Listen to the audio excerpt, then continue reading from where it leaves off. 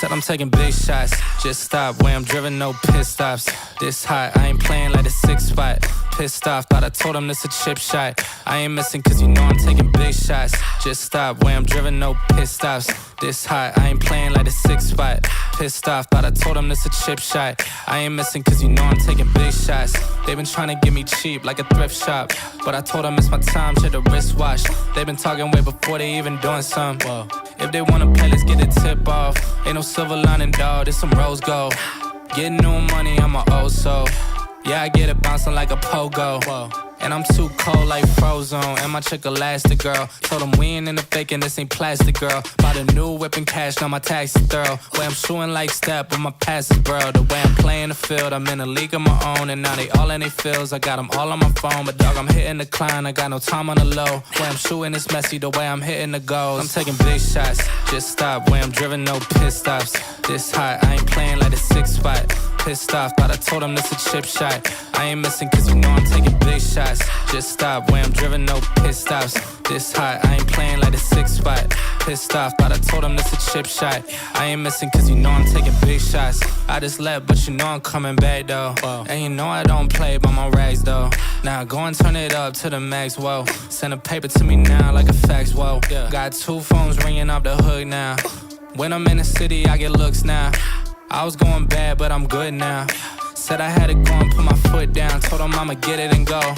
Even in the summer, man, they knowing I'm cold. I got a couple checks coming that I made out the flows. Might get a couple more popping if I do it some more. I gotta do it for real. Said I'm back in my bag. All my digits are climbing just like they all on a dash. And they tell me slow down cause dog I'm moving too fast. Might go and cop me a Tesla cause dog I still got a gas. Said I'm taking big shots, just stop. Where I'm driven, no pit stops.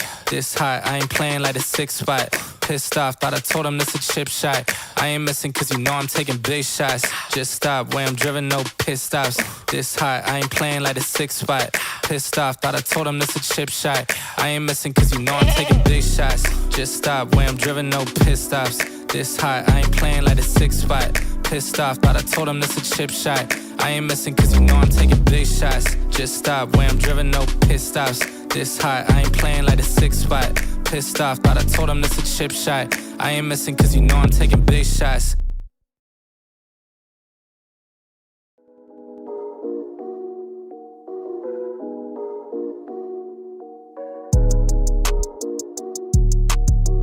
Woo! Yeah, I got money on my phone and money on me. I got all these hoes, but still lonely. They been blowing on that strong, but still so weak. I've been higher than a drone, but still low-key. We been sitting on the floor, they in the nosebleeds. Lately I've been in control, they can't control me. Yeah, they about to get exposed for being so cheap. I've been sticking to the code and I ain't gon' cheat. Yo, grew my hair and took the grill out. Think it's time to put it back in. Trying to get into that big house, turn the crib into the mansion. Needed something with that big bounce. You know I had to hit Jackson. Aaron Rodgers with the quick routes. I'm with the gang, we packing. We on the field at Lambo. Might peel in a Lambo. Running drills in my camo. They know what the M stand for. Still got fam in Hawaii, yeah. Couple fans in the lobby, yeah. Couple grand in my pocket, yeah. Couple grams of wasabi, yeah. Eye it up, no glasses. Light it up, no matches. Wife it up, no ratchets. Might turn my wife to an actress. And we gon' make a movie, no Kim K. Give a fuck about what your friends say. I got money on my phone and money on me. I got all these hoes, but still lonely. They been blowing on that strong, but still so weak. I've been higher than a drone, but still low-key. We been sitting on the floor, they in the nosebleeds. Lately I've been in control, they can't control me. Yeah, they about to get exposed for being so cheap. I've been sticking to the code and I ain't gon' cheat. I'm just sticking to the code, I keep it so G. She asked me what I smoke, I'm smoking OG. I don't fool with too many, only catch me 4 deep. Gotta stay away from snakes, swear these people so creep. I've been grinding for a minute, many labels so asleep. These rappers drop a song, be hot for about a week. I put Gucci on my toes, I keep some cold feet. I ain't paying for no hoes, you niggas know me. I'm about to body the beat. I keep me a hottie with me. She wanna for a fee. Give me that for free. Keep me some money on me. Smoking the gas, keep. You with me, sheesh. Bonito, cheap, keep. I got money on my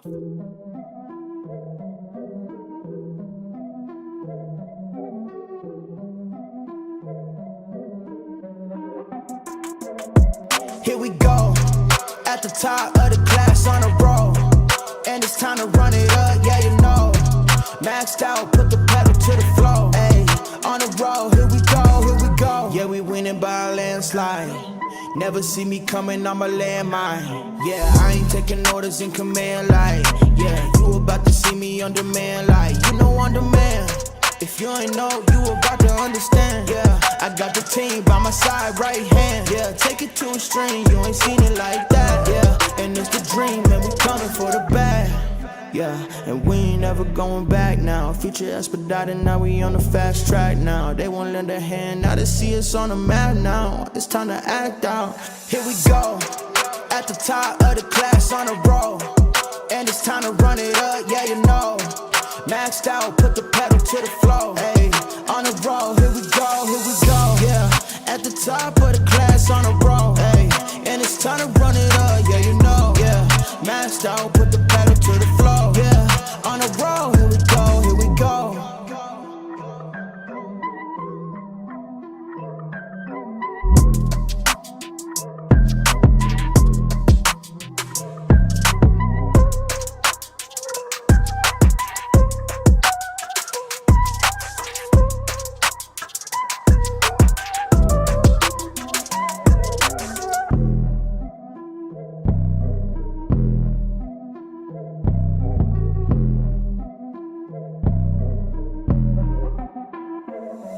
Here we go, at the top of the class on the road. And it's time to run it up, yeah, you know. Maxed out, put the pedal to the floor. Ayy, on the road, here we go. Yeah, at the top of the class on the road. Ayy, and it's time to run it up, yeah, you know. Yeah, maxed out, put the pedal to the floor. Yeah, on the road, here we go. Here we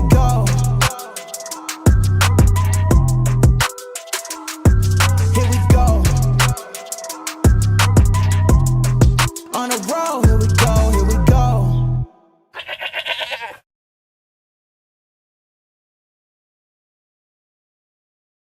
What is going on, everybody? Welcome back to the Frankie Candles live stream every single weekday right here at 5:45 p.m. Eastern Standard Time. And Mafia, woo, baby, we're back above that value area low at $91,300. Is that what it was? Yeah, $91,300, and we are attempting to get the push to the upside here. And as you guys know, we are long over in the premium Discord, enjoying this rip to the upside, guys. Are we on our way to $95,000? We have some of the money flow coming up here, especially last night. We were looking at some very specific money flow coming up with some very specific green dots printing on some higher time frames, and we did get that continuation up. Long continuing to pay us out beautifully here. So are we going to get the continuation, guys? We are creeping towards our next major confluent zone of resistance. We're going to talk about that today and what we could potentially expect if we come into that zone, if we get the rejection or if we flip it to support. I'm going to talk about both scenarios here and how I am personally going to be handling that price action so we can try to catch another fire trade, even if the next one is going to be to the downside. So shout out to the Mafia. Thank you guys for being here. And shout out to Infinite Team TA dropping the bing bong, bing bong, bing bong super chat. I appreciate you so much. Welcome in, Infinite Team. Thank you for the super chat, brother. I appreciate you so much. Even in these, kind of bearish times. I guess we're locally bullish, but even in these bearish times, we got Infinite Team showing some love with the super chats. Let's see. Oh, there we go. Mrs. Candles screaming beep, beep, beep from the other room. Shout out to Mrs. Candles. Mrs. Candles, the alert's going off. What do we do next? Mrs. Candles, come on in here. Come on in here, Mrs. Candles. All right, there we go. All right, so that was just the break of the local high here.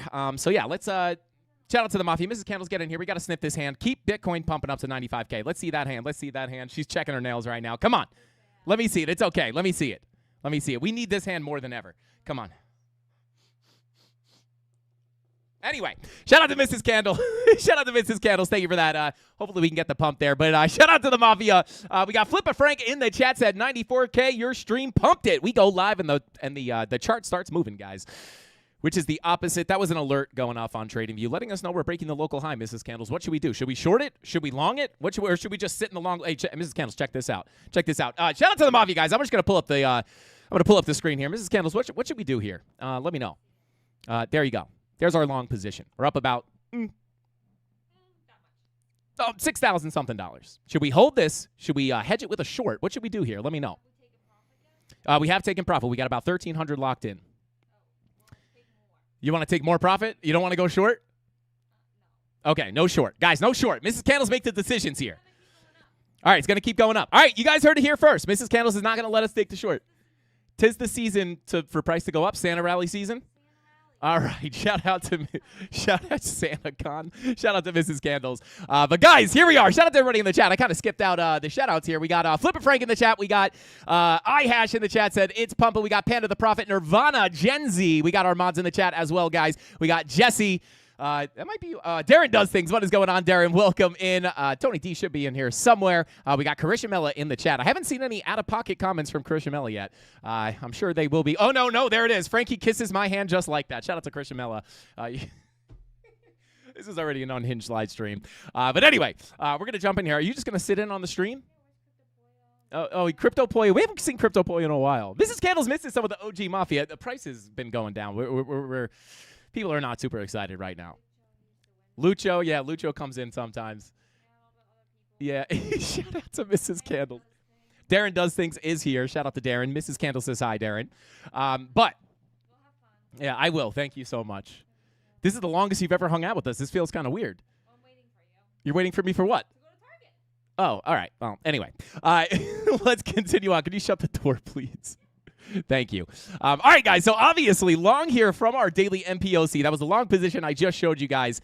And as we looked at over the past couple of live streams, we were looking at these very, very key, I almost said Fibonacci retracements, but these very key volume profiles here, guys. This value area low at $92,000. They do shift a little bit. We had one down here at about $91,300.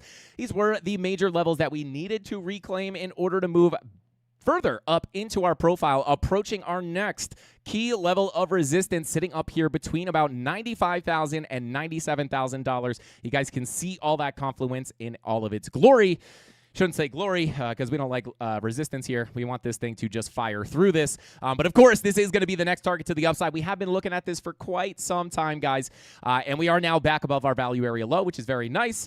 We were actually hoping that we could potentially see that up here on our first approach. Was in the long and the short at the same time there. Of course, that long got stopped out. The short ended up paying us out, and we simply just waited to come down to our next Fibonacci retracement to look for that next long position in the premium Discord, and we did go ahead and fire on that, targeting the value area low. And now that we're back up here, guys, we could see our next target come in between 95 and 97K. Absolutely beautiful. And yesterday we were also looking at some money flow crossovers. We had the 45-minute money flow crossover. We had the one hour money flow crossover with our 12 and 16-hour green dots printing, which did indicate that this uptrend would very likely continue, even as we were pushing into that resistance, that money flow, indicating that we could potentially see the higher lows and the higher highs and the higher lows, and now the new higher high. That was what that alert was that went off here, was the cracking of this high. And now you can see here, we are actually starting to form some bearish divergences. That's why I had that alert set here. Looking for that bearish divergence to confirm. We have popped up above that high, but at the end of the day here, guys, if we do get a pullback, this is still going to be the biggest key level to hold on top of. As long as we can stay inside of this volume profile, we can keep that doorway open into, one of the reasons this is a very important level is because it's the POC of the range. And when we look at this volume profile, and I'm actually going to pull up our smaller volume profile just to keep it a little bit more conservative. No reason to start looking up towards 116K when you have all these resistances above. I mean, hopefully we can eventually look up towards 116K. But as long as we can hold on top of this value area low zone, we can keep the POC open here, right? And that's kind of the hope here, to see that overall continuation of the uptrend. We also had our 6-hour green money flow crossover here yesterday that we were looking at, which could indicate, even if we do get pullbacks, we could potentially still look. You could see the VWAP rolling over here, with those bearish divergences. So if we are to cool off, we can look for pullbacks. How low can we go? I'm going to talk about that in just a second. We're going to take a look at the visible range volume profile and understand some of the key levels underneath us. But hopefully, if we could keep this money flow in the green, and if we do get a cool off, ideally we stay above that value area low. I would be accepting of coming out slightly, but I do not really want to come much lower than about 90,500. And I'll explain exactly why that is on the chart in just a second. But that's the hope here, guys. I'm going to take off some of these other confluent areas just to make this nice and simple for you guys. I'll take off the MPOCs. I'll take off the purple boxes. Very simply put, guys, this is a volume profile. We are hoping, and look at the flip of support there. Absolutely beautiful. We're hoping, right? Deviation below the low, stay inside the range, push up towards that point of control sitting at about $96,734. That's the next target to the upside. And for the key levels to the downside here, guys, I'm going to pull up the visible range volume profile so we can kind of identify where the volume is sitting. And one thing I do want to point out here, guys, is you can see we do have a high volume node here that we are now sitting on top of. We retested it. We are now back above it. I do not want to lose this high volume node, right? Why is that? Well, if you look just underneath that, you can see we do have a pretty big low volume gap, which of course does give you the quick moves up, the quick moves down, the quick moves up. So if we do end up breaking down here and losing these local lows, we could break into that low volume gap and potentially see a faster drop back to the downside. Hopefully we don't see that. If we do end up losing that level, I would expect a little bit of a bigger drop to the downside. If we pull our full Fibonacci retracement here from the low to the high here, or the current high, you can see that golden pocket does line up right with the bottom of that low volume gap. So there will still be a hope there for a potential bigger correction to come in. Again, if we lose this this high volume node at about $90,200, could be a quick drop down into that golden pocket 786, which is also confluent with that high volume node. And, hey, if we still have our money flow coming up here on the medium time frames, we could potentially look for higher lows for eventual higher highs. But, of course, I don't know what money flow is going to look like down there, so it's kind of hard to front run. But just to give you guys an idea of what we're looking at, if we pull our anchored VWAP from the low as well, you can see that anchored VWAP comes in perfect confluence with the end of that high volume node as well. So you do have kind of confluence there between the high volume node or the shelf of volume here in that anchored VWAP, right? If we end up losing that anchored VWAP, right, we would hope that you could hold that to continue the more aggressive trend to the upside. And, of course, you would have to reflip $91,300 to support in order to see 95 to 97K come in. So if we come down, this is the zone, guys. And again, this anchored VWAP is going to move, but essentially I would say, you start losing about 90K, there's going to be a high probability that we get that quick drop down. And just to show you how well that works, right? Fast move up through the low volume gap. You could kind of, if you're looking at the visible range volume profile, this is why I love the VPVR. It's so visual here, right? Like high volume node, price sticks, right? Once you get above it, fast move up, fast move down, fast move up. And if you just kind of circle these low volume gaps, you can kind of just see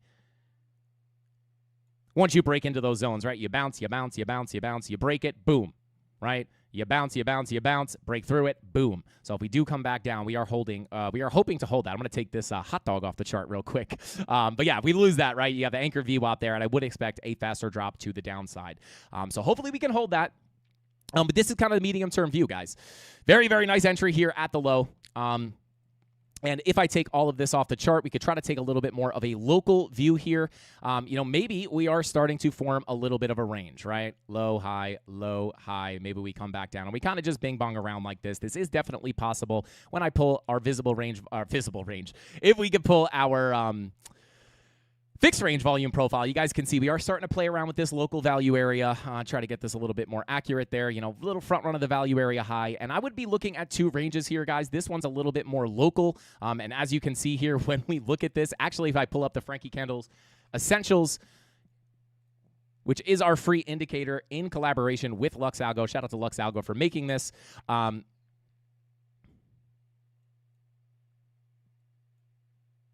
Why won't this print? There we go. You guys can see here, right? You deviate below the low, you get the bullish divergences. That sauce can does start to print, showing you that you are getting those bullish confirmations below that value area low. Once you flip that into support, you can look to go up to the POC, flip the POC, and go into the high. So from a local view here, we can kind of look at this as a deviation above the value area high with some potential bearish divergences forming. The only thing I don't love about this for like a major position is the fact that just above that, we do actually have our confluent levels of support. Resistance, right? You can see all that resistance sitting right up here. It's the same zone that I talked about before between your daily MPOCs and the point of control of that range. So me personally, right, I would prefer to see that larger target hit. These targets do tend to have some kind of a magnetic nature, but that's not to say that you can't kind of pull back before coming up to tap it. So I don't know exactly what's going to happen here. Maybe there is an opportunity to look at this as a local range, potentially catch a scalp short. It's not like a trade signal or anything like that. I am not short here, but you see those bearish divergences. You could get a little cool off, get back into the range. You do have that POC pretty close to that low volume gap here, as you can see. or in confluence with the high volume node, right? Hopefully that anchored VWAP can come up in confluence, and then, we're really hoping we can bounce there, right? Once you start breaking down below that, probably going to be looking for the bigger drop through the rest of this profile, potentially targeting about $86,000, 86,500, and then, of course, if we pull that Fibonacci retracement, you do have that confluence down there as well. So I will be viewing this as our local volume profile and, just kind of showing here. I actually didn't see this beforehand. I just pulled this up for the first time, but you can just see the Frankie Candles Essentials indicator, right? This is how it works. You have your volume profile here. When you're trading within somewhat of a range like this, you can be looking at that as a potential opportunity, undervalued price, longs at the lows, shorts at the highs, right? You have those bearish divergences before the drop down, and then you get those bullish divergences outside of the range. There's your undervalued price, bullish confirmation, back into the range, fill it and fold. These volume profiles will absolutely change your life, guys. I could say that from experience. So 2 ranges, right? This is kind of the local view. Value area high sitting at about $93,355. POC sitting here at $91,372. And then you also have your value area low down here at $86,465. Now, the other range that I would be interested in looking at is I'm just going to go ahead and pull this back. Let me just grab the anchor here, and we can pull this back just, can pull this back just a little bit, and you can see when we do pull it back, this value area high, I'm actually going to pull this up on a regular volume profile. When we pull that full range, right, you can see that the value area high does come in confluence with all of these other MPOCs. I do prefer this bigger target, right, because the MPOCs do act as a magnet, but just to kind of let you guys know, that local range resistance is sitting there. And again, I'm not personally short for it. I would hope that we can stay above these levels and come, I feel much more confident in looking for potential rejections in the confluent area, right? Trading is a game of trapping, not a game of hunting. You want to find the high areas of confluence. These are the areas where you will get high probability, or you have a higher probability of getting a good reaction off of them. So anytime, right, it's not that you can't come down from here. It's just that anytime I'm looking for an actual trade, I am always going to be looking for the bigger target to get hit, right? Not to say that there's no, scalp setups to be had, but for me personally, for the bigger position, I would really love for that bigger target to get hit here between $95,000 and $97,000. Now, if I pull up our bigger range real quick here, I do just want to point out here, let me get rid of this. We'll get rid of this. Actually, yeah, so I'll just keep it like this. So how am I going to handle this, right? If we do come up, right, one thing that we do have to be careful of course, I will be looking for shorts because remember, guys, the higher time frame still, I know this is exciting, right? We knew that this $85,000 to $82,000 zone was a major level of support. We have the 786 Fibonacci retracement sitting there, and if we were going to look for these bigger relief rallies to come in, I mean, what we wanted to see was essentially exactly what we're seeing right now. Let me take some of this stuff off the chart, hide the MPOCs. We're pretty much seeing exactly what we wanted to see, right? We come into that big key level of support. This is kind of your last opportunity to bounce. Let me go ahead and hide this local fib. This is kind of your last opportunity to bounce, as it is your macro 786. You could be looking for a potential low, high, higher low, maybe for a potential higher high, but I do want to point out that these higher time frame money flows right now are still in the red. Your 3-day money flow attempting to come back up, so it's looking a little bit okay there. 2-day money flow attempting to come back up as well, but we do still have some work to do here on the higher time frames, right? So, of course, we're just watching all those major key levels of resistance, and we do have our golden pocket retracement when pulled from the lower high to the low is confluent in that next major zone of resistance. You can see that golden pocket right on the POC. So this is an area where I would be interested in shorts. They could potentially turn into bigger swing trades. It might be a macro lower high for a lower low, but I am going to be very careful here, guys, because as we are inside this volume profile, if we come up here, you could very easily get the rejection, but you gotta be careful around these value area lows. Now, we will be looking for the short setups and the actual confirmations and the entry triggers in the premium Discord. We already have the setup sitting there, but as we come down here, you do have to be aware that if we are going to continue a bigger retracement, as we're inside this volume profile, once you get accepted into the low, the POC is the next likely place for price to go, and then as long as you can remain inside that profile, meaning holding above that value area low, we could potentially hold support for a higher low and continue through the bigger profile, or continue up through into the bigger target, which would be the full fill of the volume profile into the value area high, which sits up here in confluence with your 786 and your value area high. Not only do you have that confluence there with the 786 and the value area high, but we also have that 50-week moving average sitting in there as well, right? So you do have a lot of confluence in there. And as we all know, if we get that push up into that 50-week moving average, we do have to be very careful because this is the area that we have proven to never be able to get back above in, almost every other cycle. We've had this exact similar situation. It has proven to be the biggest level of resistance that we are not able to break above, and that is typically the last chance to get that last lower high before dumping into a bigger bear market. Is that guaranteed in this cycle? Of course not. But, once we get up there, if we are able to, right, unless we get the bigger rejection from here, if we are able to get back up there, this is going to be a big level to watch. If we can flip this and start breaking out of the volume profile, that would be the first time we've seen something completely different happen. This would be the first time this has ever happened on the Bitcoin chart, and that would be kind of the first place where I would start to entertain maybe we're seeing something different play out here. I'm not saying this time is definitely different, but, it's a conditional, right? If we see that happen, factually, we've never seen that happen before, so we'll just be simply dealing with a different situation. So that would be the kind of first sign of strength for a much bigger move up, in my opinion. Where is that next bigger move up very likely to bring us? Well, we'll pull up the bigger volume profile, and it could be very likely that it could push us up into the $111,500 golden pocket. And then, of course, you do have that bigger target up here at the value area high, which is going to be the last big level of resistance, right? This is the final boss. If we could get up here and flip this to support, maybe at that point, not my base case here, guys, but at the end of the day, if we see this money flow coming back up into the green, maybe we can start entertaining new all-time highs. But as you can see, we are very, very far away from that being the case, right? Doesn't mean it's not possible, but we do, I don't want to get too carried away here looking for all-time highs. We, higher time frames still look bearish. We have a lot of resistance ahead, but when we look at it from a volume profile perspective, right, getting above that 50-week moving average would be very important. And then, of course, if we get above that, I'll just be viewing this in the context of this volume profile. It's like, all right, well, hey, we're above the low. We got above the POC. Once you get above that 50-week moving average, of course, you have another golden pocket up here, but, we could potentially start targeting $116,000. Could still put in the lower high here if I'm being honest, right? But, we will have the opportunity to flip that 50-week moving average back into support. If we wind up losing it again, probably not going to look very good.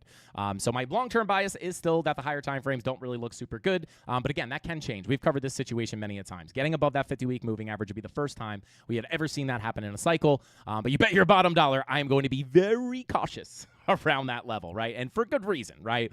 Couldn't get above there in 2021, couldn't get above there in 2017, right? Every time we come especially this late in the cycle with high time frame money flow coming out, every time we break down below there is proven to be impossible to get above. And indeed, it did indicate that the top was in and we were headed deeper into a bear market.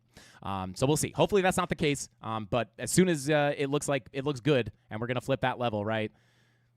Something like this would be, somewhat expected. Almost, I said this yesterday, right? It could honestly be a little too predictable, if I'm being honest, right? Like, it's just like, it would just look exactly like this. Doesn't mean it can't play out, but, everyone would be starting to look at this like very obvious head and shoulders formation. It's just, I don't know if that's going to play out. So flipping this would make me feel a lot better. But we'll see. We're doing pretty good on our way up there right now. So we'll see what happens, but this is essentially our biggest volume profile. Of course, the next level of resistance is still confluent here. That does not change. But yeah, if you want to look at the kind of more macro levels, right, it's like, hey, we're above the value area low. Let's stay up here.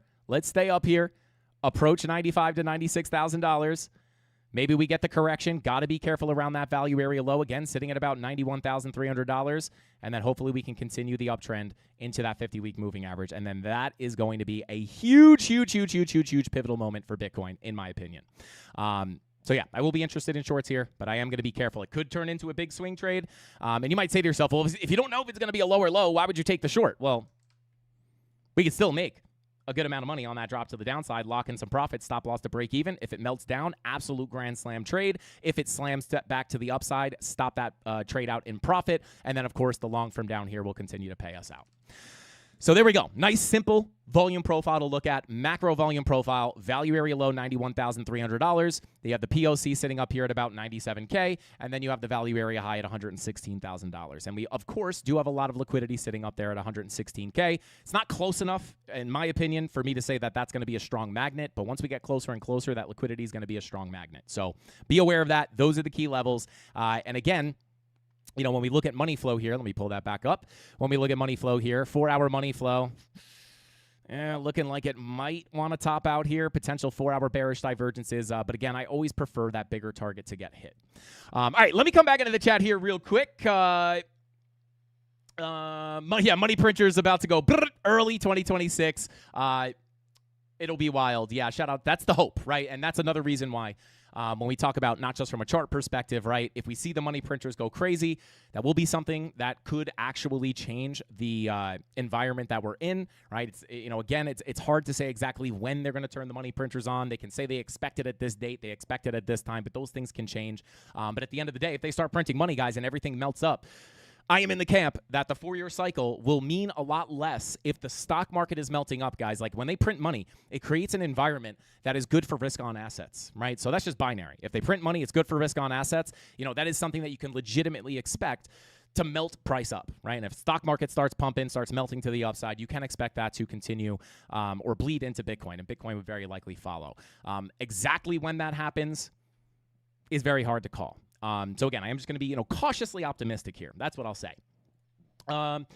Let's see. Shout out to Salam says, Frankie, dump it now. Make the call now. Should we call Satoshi and dump it? I don't want to ruin everybody's party. Oh, yeah, shout out to Crypto 1018. Says this bounce will be the mini alt season, in my opinion. It could go back up to 120 and top out. Yes, that's another situation. Obviously anything can happen here, but, even if we do get back up here, 116K, when we start looking at the resistance that we have above that, the reason I talk about this being such a key level is just because typically when I'm looking for lower highs and lower lows, the Fibonacci retracements are those areas to look, right? So once we get above that 786, right, if you're looking for a low, a high, a lower high, and a lower low, something like that, well, this is the high probability area for that to come in my opinion, right? If we flip that, it's invalidated, and, we could push a little higher up. Now, is this the last level of resistance? No. The reason it's more important is because of the Fibonacci aspect of it and the fact that this is where we would look for a lower high. But if we actually pull up our MPOCs, you guys can see we do actually have a little bit of resistance still above there, leading up into about 121K. Pull up the weekly MPOC. Yeah, we have 2 daily MPOCs, a weekly MPOC. We have a weekly horizontal. We have a daily horizontal. So you do still have like one more cluster of resistance up there. So definitely still dangerous, right? You could even see something like this. Maybe we even fake out the high again. That would be absolutely brutal. Could you imagine that, guys? New all-time highs. Oh my God, bear market. That would be absolutely brutal. But definitely in the cards, right? It's not the last level of resistance, but again, the context of that 786 Fibonacci retracement does make that the most important level of resistance for me. But as I've covered many a times back here, let me hide some of this stuff. Let me hide the volume profile. Very similar to what we saw back here. We were looking for potential lower highs, right? High, low, lower high on this golden pocket 786 retracement for a lower low to come in. And you can see here, even on the 3-day, we closed some 3-day candles up here. But when you look at it from a weekly perspective, that 786 golden pocket actually did get rejected, giving you the anticipation of a lower low. And we did take that short, and we did see that lower low come in. So it could be something similar to that, right? Where you come into that 786 Fibonacci retracement, you start to get a little bit above it on the lower time frames, but then if that weekly candle looks something like this, where you have the wick and then the closure down below, that could still be the rejection of that 786. So I don't know exactly what it would look like up there if we break above the 786. But one thing I can say for sure is breaking above that does invalidate at least the idea I'm looking at as that 786 being the lower high.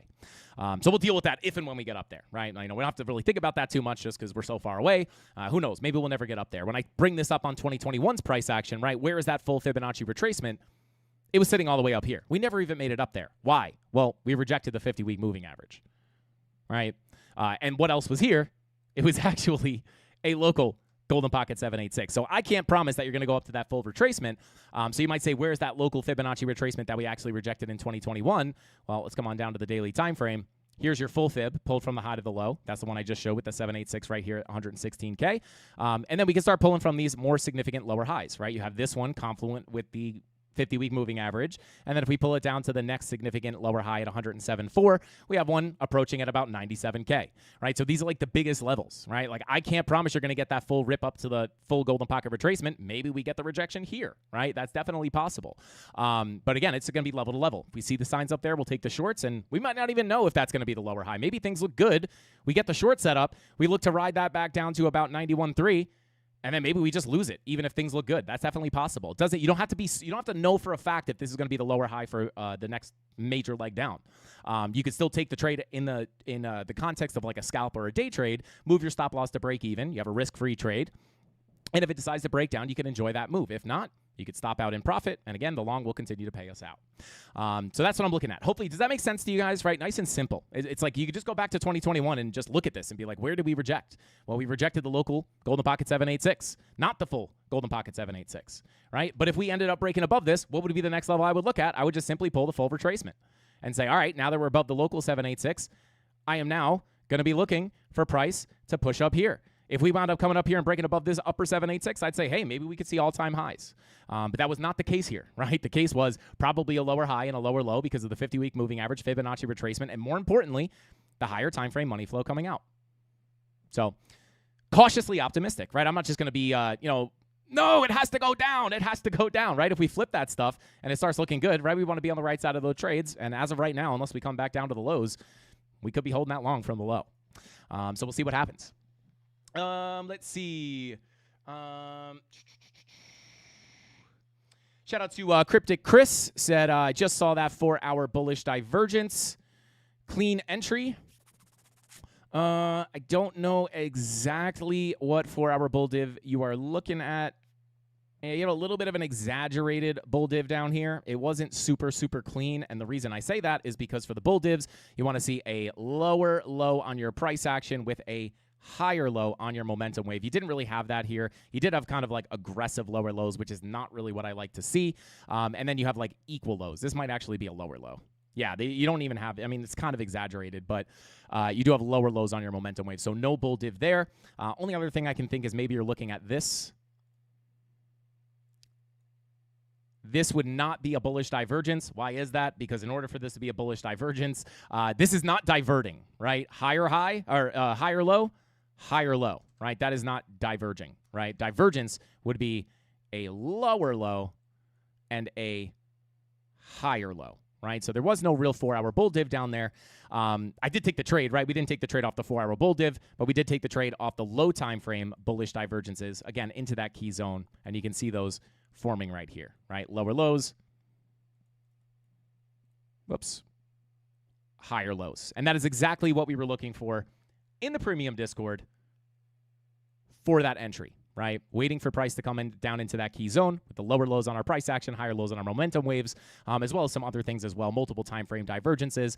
Waited for the key level, saw the confirmations, took the trade. And I wasn't even really super confident in this, right? And we were targeting about 90,341 into this next major zone of resistance, into that major value area low. And of course,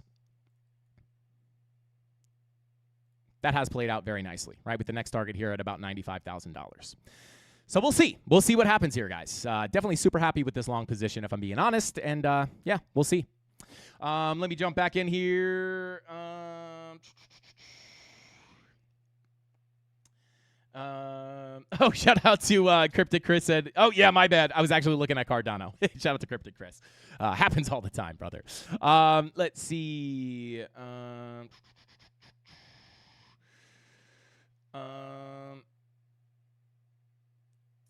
Let's see. Shout out to X24 said, as I said months ago, the bull run starts on December 7th. You said November 7th, X24. You said November 27th. You said November 7th. Shout out to X24. Hopefully December 7th is the best bet. If it doesn't have on a December 7th, maybe we could look for January 7th, potentially. Let's see. What does the market do? JR says it goes up, down, and sideways. I would have to agree with that. Just noticed. I already read that.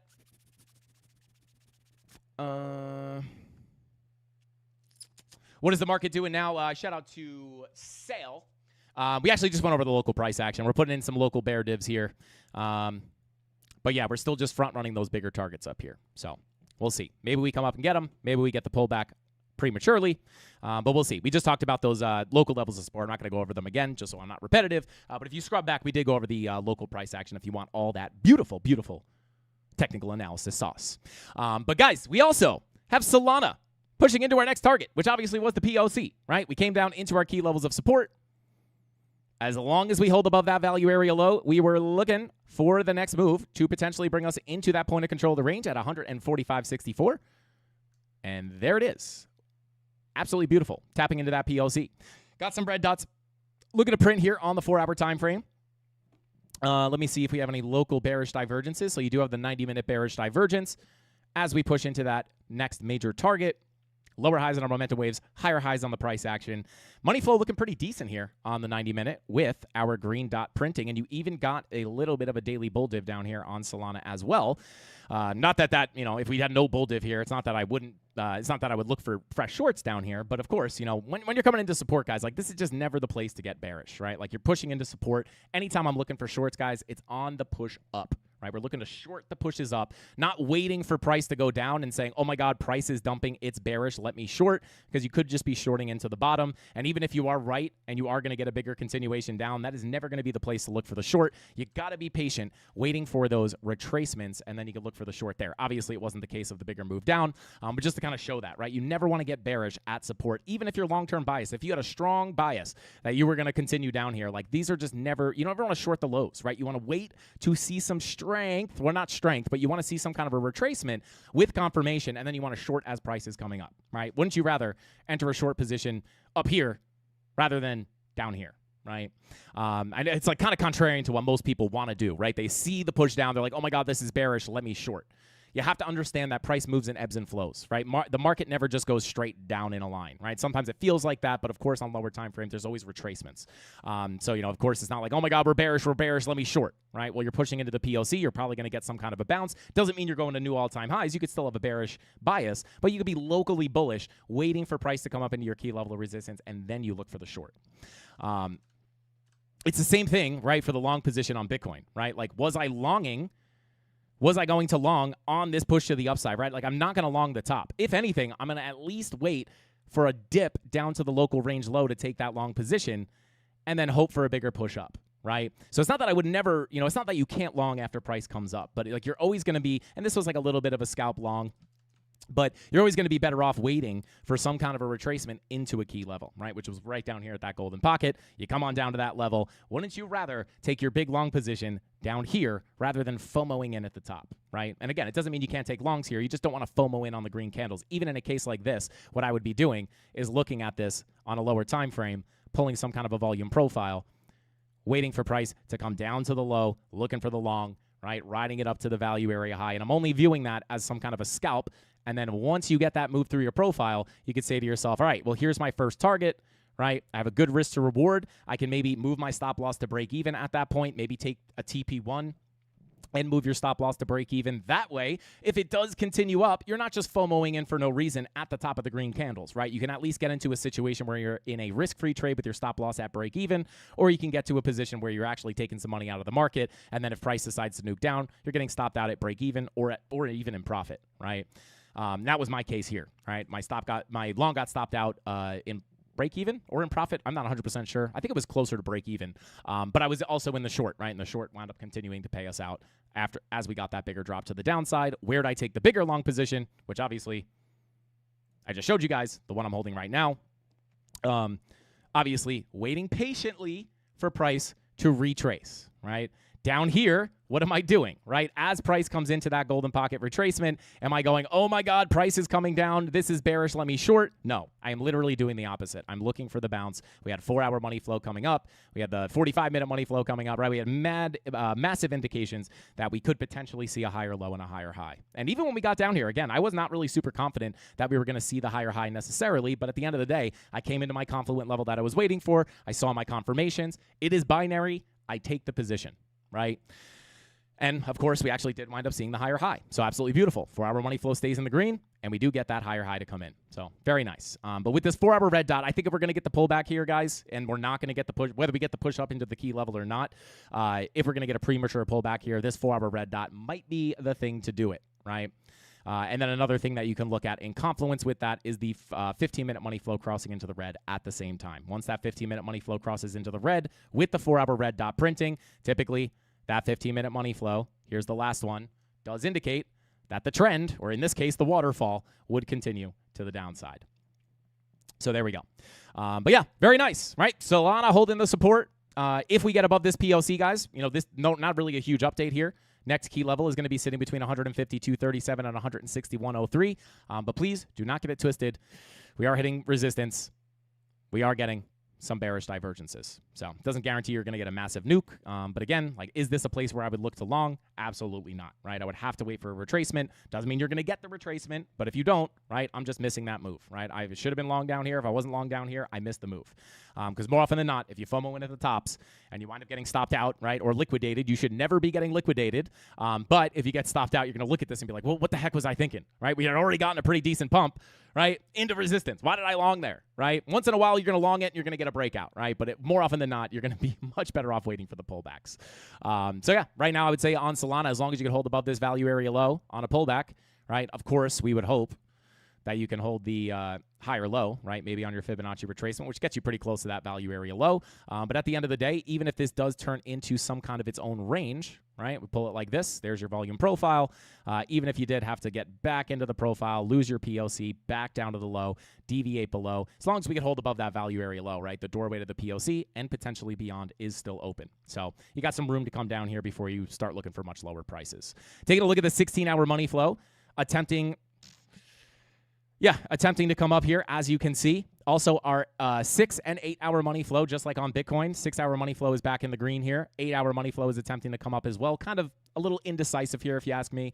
But hopefully we can get this to kind of follow suit here on the 6-hour, right? Get that to cross over into the green. But we got a lot of VWAPs coming down, so I would expect turbulence at these levels.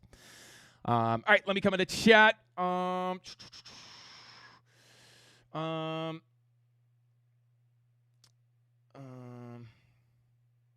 Shout out to Aziz, said, Frankie, how many VWAPs above us from 126K to 116 and 107K? Which one is the most important for the bear market? I can see the two above us aligned on the local fib. So at the end of the day, right, the biggest anchored VWAP, right? So we have the one here pulled from on Solana. This one's pulled from $203, right? At the end of the day, right, the most important one, in my opinion, is always going to be the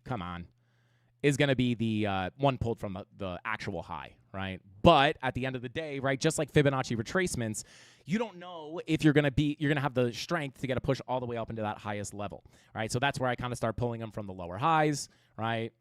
The significant lower highs, right? That's why I have this one pulled here. So it's if we come up here, it's also confluent, right? So if this one has confluence on the golden pocket 786, that's going to be more important to me than one that's just kind of floating in the middle of nowhere. So it's kind of subjective. You could pull an anchored VWAP from anywhere. It's similar to the fixed range volume profile where, if I pull an anchored VWAP, let's just say I pull it from here, right? It's not wrong because it's just, it's volume based, right? So it's not just a random line. So it's just average price. So it's not it's not exactly the same as the fixed range volume profiles, but it's never just going to give you some kind of random imaginary line that you're if you were to just draw a random horizontal line, right? It's not the same thing as that, right? Because it's actually based off the average price. But yeah, I would say always the most significant ones from the top. It's just never going to be guaranteed that you get up there, if that makes sense. Shout out to Steven, said, when nice lifted pickup truck. That's new. That's a new one. No when Lambo. When nice lifted pickup truck. When souped up Vespa. Souped up lifted pickup trucks are very nice. Not really my thing. I like pickup trucks, but I'm definitely more of a car guy than I am a truck guy. Brillo wants to see Zcash. Yeah, we can take a look at Zcash real quick. All right, let's take a look here. That is not our Zcash chart. Where is our Zcash chart? There it is. Okay. Well, hey, took a while, right? We were coming into our resistance here, just patiently waiting for a bigger drop into our first Fibonacci retracement. I'll be honest. You're losing the anchored VWAP. You're attempting to hold the 786. If this does not hold, guys, I am very simply going to be looking down to this value area high. this is, I don't know. There's just something about, like, this just seems like it's floating in the middle of nowhere. It was kind of the only relevant level I could find there. If we lose this 786 sitting at 309.65, I am simply, like, one of the bigger confluences here I wanted to see was the anchored VWAP get held, right? So if we were able to come, and it's not that you can't reclaim this, right? But, you know, ideally, you want to hold the 786. You got to get it back above the anchored VWAP to get the bigger push up. But, of course, we knew this was resistance. Very likely we're eventually going to get some kind of pullback, whether it was either going to come from here or up at your next level. But you eventually wound up getting the earlier rejection to the downside. So if we lose that 786, I'm just simply going to be looking at this. By the way, if you guys want the levels to this, 308.33. Golden Pocket sits at 404.48. Currently, the anchored VWAP sits at about 360.79. This is going to move over time, though. But if we just get this off the chart, right, like the next significant level of support, just in plain simple terms, is going to be this value area high. If you can't hold this value area high, guys, and you break back down in here, probably going to get at least a move to the POC, if not a potential fulfill that volume profile. If we start taking a look at some of these higher time frames, you can see your money flow is starting to teeter out here, trending to the downside. So at this point, right, based off this money flow, I would be careful looking for lackluster retracements, lower highs and lower lows, because if this green dot prints and gives you a little ebb or flow to the upside, that money flow is, as always, going to continue to give you the anticipation of the overall trend. Right? So maybe a little bounce, a lower high, and then the lower low comes in, where I would target the value area high of the range sitting at about 237.96. Break down below that, well, you're definitely at risk of coming down deeper into that range, right? This is your value, right? Just to show you where that is pulled from back here in 2021. Here's your balanced price. When price comes into that range, you can see we got in here, flipped the POC, went to the value area high. Here's your deviation above. If we cannot continue up or at least come back up into this upper value, right? Price is going to seek out the closest area of fair value, which is going to be sitting down here between call it 240, right? All the way down to about $100, right? And I already tried to do this last time we looked at Zcash, trying to like find some kind of like significant Fibonacci retracement that was confluent with that value area high. Yeah, I mean, we're still kind of tapping it here. It's just not super confluent with that level. And again, with money flow coming out, right, if we're going to be looking for higher lows and higher highs, this money flow, unless it fakes out, is not pointing towards that, right? This money flow is obviously indicating much higher chances of a lower high and a lower low. So that's what I'll be looking at on Zcash. Let's see here. Yo, shout out to Coinspirator. Thank you for the super chat. Said, Frankie, would you be willing to do a side-by-side comparison of Market Cipher B versus Fu Manchu version for those who can't afford for those who can't afford it yet, and show us proper settings? Shout out to Coinspirator. I don't use Fu Manchu, so I don't have any special settings for Fu Manchu. I could try to do that maybe at the end of the stream. I've actually done it before on the live stream. We pulled them side by side, and the only thing that's different, right, just because one is not the real market cipher, they are different, right? At the end of the day, I'll try to show it at the end of the stream. We'll do a little comparison. The one thing, like almost everything is, the momentum waves are very similar, just like the momentum waves are very similar to the RSI. When I'm looking at Market Cipher B, I'm typically using the momentum waves to find things like divergences. And when you look at an RSI, like some people say, like, how do I find the divergences if I don't have Market Cipher B? You can just look at the RSI, right? You can see they're very similar. If I were looking at this as a daily bearish divergence, higher highs, lower highs on Market Cipher B, right? Well, you got a little bit of an extra pop up there. But even here, right, you also got another bearish divergence on the daily, higher highs, lower highs. You get the rejection back down. What do you have on the RSI, right? You have higher highs. RSI also had lower highs. So almost all the divergence indications are going to be on the RSI. It's kind of the same thing on the any free version of anything, any kind of momentum oscillator that you're looking at. The one thing that is much different that I've noticed about the Fu Manchu is that money flow is very different, which is one of the main pieces of my analysis, right? Does that mean it's wrong? Does it mean it's bad? Not necessarily. It's just different, right? So I'll try to pull them up side by side. The money flow is the one thing that is different, and I'll try to do that towards the end of the stream. Shout out to Arwood. Thank you for the super chat, bro. Say, can you check out XRP? Yeah, I was actually going to take a look at XRP in a second. Thank you for the super chat. We'll check it out for you, brother. No problemo. Ada Gang in the house with the super bullish signal. Shout out to Meek Vision. Yeah, we'll take a look at Cardano as well. Shout out to Tony D. Said he has a very good comparison in the Discord as well. Interesting.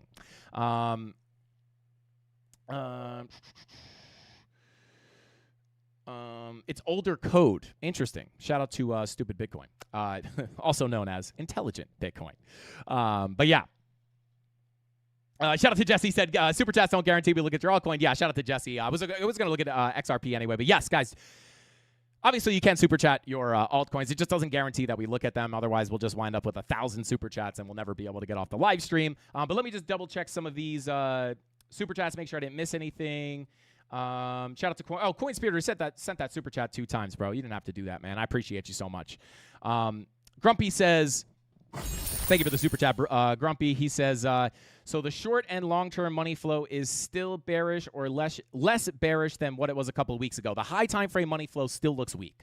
The medium time frame money flow looks a little bit better. Now, the medium time frame money flow looking better does not invalidate the higher time frame money flow looking bearish. And it's very difficult. Maybe if you watch the time frame video that I have on the channel, I explain how to differentiate the difference between time frames and like what the signals, why the signals on the higher time frames are stronger, how they relate to the lower time frames. But at the end of the day, right, if you have a high time frame money flow coming out, right, like this daily money flow is coming out. If this green dot prints, right, the money flow indicates the overall trend, right? Money flow indicates this in full.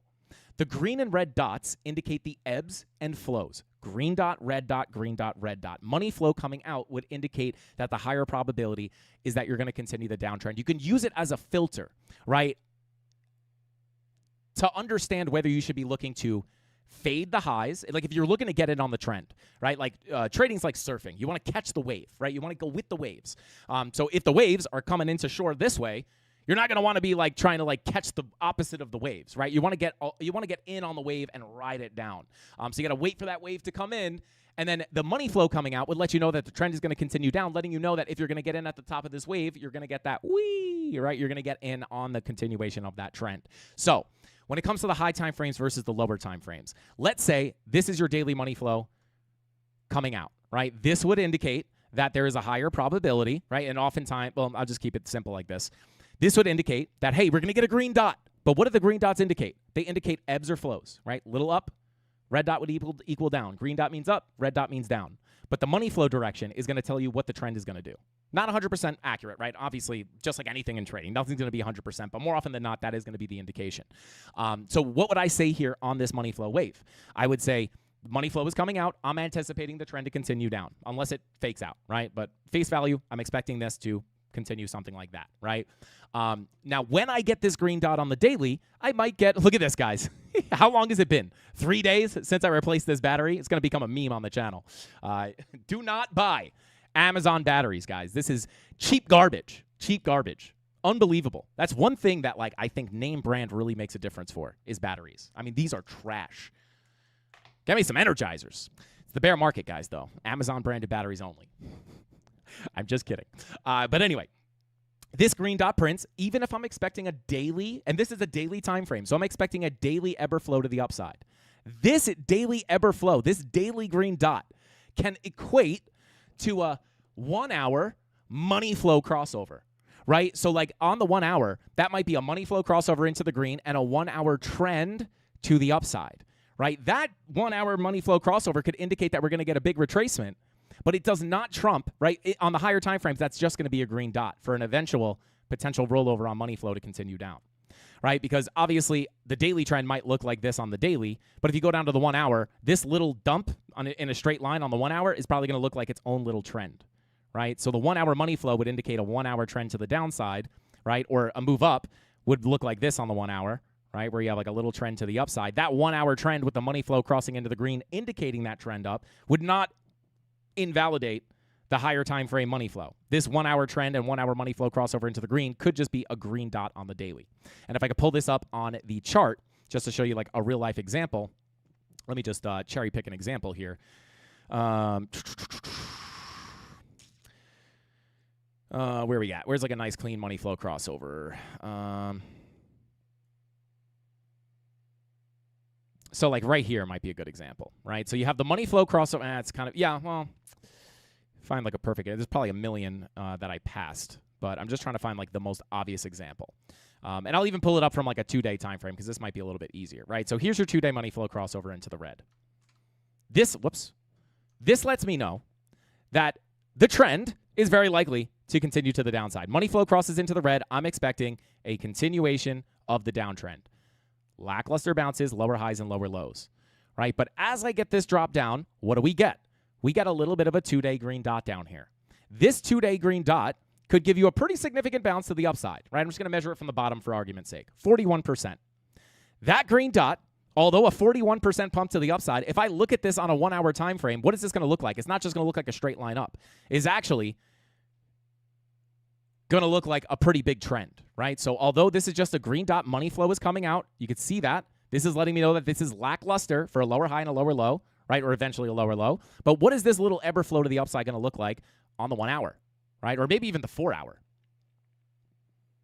Well, look at that, right? There's the 2-day green dot, right? This is the bottom, right? And then look at your money flow on the 4-hour time frame. It crosses green, and you get a trend to the upside, right? But this money flow crossover on the 2-day is just going to equate to a little. It's all fractal, right? Come on, TradingView, right? That 2-day is just going to be a little pop-up for another move down. Does that make sense? Hopefully that makes sense. It takes a little time to understand the difference between time frames. But again, like little pop-up on the lower time frames, this is a trend with maybe a 4-hour money flow crossover into the green, but a little 2-day green dot can indicate a lower time frame big trend, right? But it's only big on the lower time frame. On the 2-day, it's still just an ever flow to the downside. So although right now we have the medium time frame money flow looking a little bit better, right? We have the 4-hour money flow was crossing into the green, right? And what did we get? Right? We got exactly what we wanted, even though it didn't really, I was a little suspicious when we came down because we had other money flow coming out. But the idea here was if we get a retracement into a golden pocket, do I want to look for a long position in anticipation of a continuation of the uptrend, breaking structure to the upside? Well, yes, I would. Why? Because the 4-hour money flow is in the green. But this does not change the fact that your 2-day money flow is still in the red, right? It's just a very small, you have to understand, like a lot of people will be like, oh my God, this coin is pumping, right? And then you go to the chart and you're on the daily time frame and it's not even moving, right? And that person's probably just looking at like a 5-minute, oh my God, huge rip to the upside. Well, if you're looking at the 10-minute, that's a huge rip to the upside. But if you go to a weekly time frame, right, or 2-week time frame, it's not necessarily that significant, right? So it's just the comparison between time frames. It's important to understand for sure. All right, let's continue on here. Let me pull up chat again. I'm still in the super chats. Batteries are so 2021.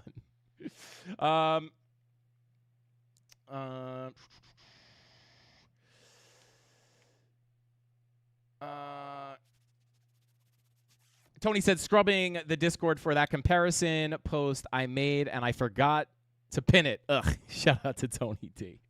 He's going through it right now, digging through the papers.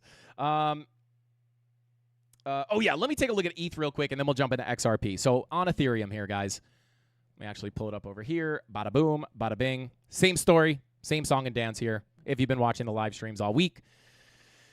Same thing as Bitcoin, right? We came down to our daily MPLC 786. That was the level to hold. If we lost this level, guess what? We were very likely going to break structure to the downside and head down towards the PLC at $2,319. We held the 786 by the skin of our teeth, guys. Just barely.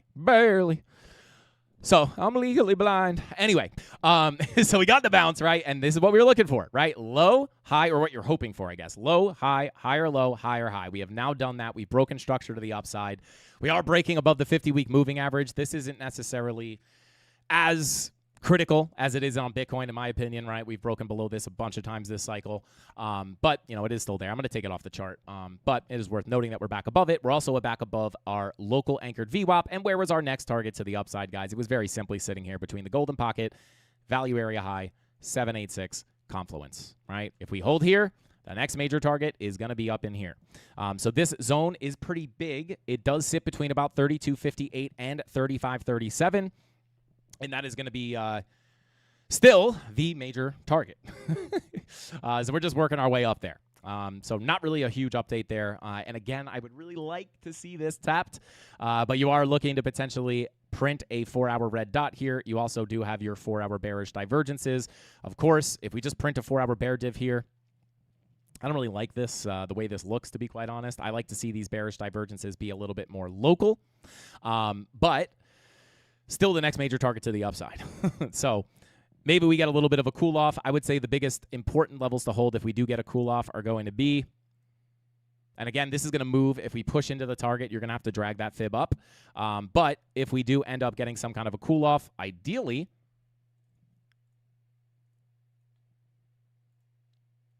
just drag this to here. Say it's not super beautiful.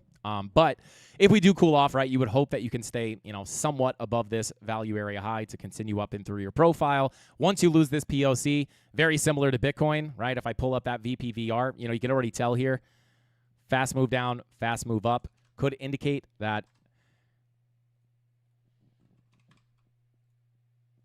you have a little bit of a low volume gap there, right? So once you lose this POC, could be a pretty quick move down, right? So we come in here, I'd like to hold on top of this POC at about $3,000, call it $3,000, $3,020. And then maybe you can get a higher low.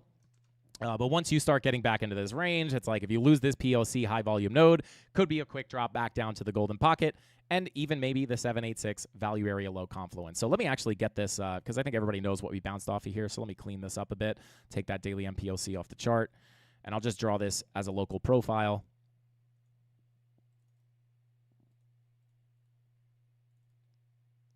You have your high, your POC, your value area low. So, you're hoping, ideally, you could stay on top of the value area high to push into the bigger target. If you have to break back down into the profile, let's say we lose it, get accepted in, POC is very likely next. That's your last opportunity to bounce, in my opinion. Even if you do bounce here, you're going to have the resistance right above you. But at the end of the day, once we lose this, not much underneath you to bring you back down to the value area low. That does sit at about 28.12. 28.12. And then again, right, once you start losing those lows, right, once we come back down here, maybe you get the fast drop down. Once you start losing this, it's like, all right, well, we're probably going to take out this low and head down towards that POC at about 23.19. We do have another daily MPOC up there. Right, this is a zone, right? The POC is there, but this daily MPOC is at 24.48. So let me actually mark that off here.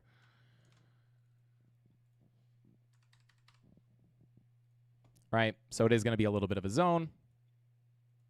If we lose the lows, I'll be looking down here. 24.48 to 23.15. 23.20. So there you go.